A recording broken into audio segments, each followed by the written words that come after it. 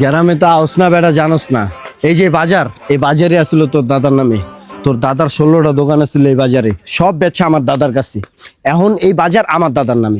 Cos কি সব তোর দাদার কাছে বিচালাইছে? সব বিচালাইছে। ভাই কামটা করছে কি? এই যে করলা ক্ষেত, তারপরে ওই সাইডে যে পেয়ারা বাগান, তারপরে যে সুপারি বাগান, ডাব গাছের বাগান, এটি সব তো দাদা গো আছিল। এটি কি আরো 200 বিঘা জমি, এটি সব তোর দাদাই আমার দাদার কাছে বেচছে। কি কস সব বিচালাইছে?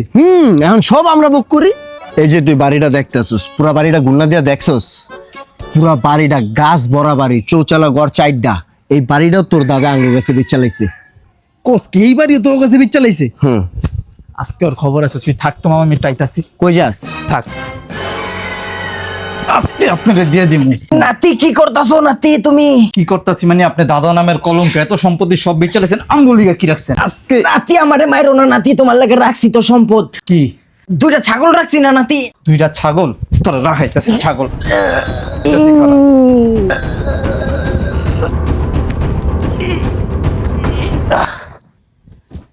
যা শালা, সারাটা জীবন বয়ে বেড়ে গেছে, কোনো সম্পত্তি রাখে না, আবার ছাগল।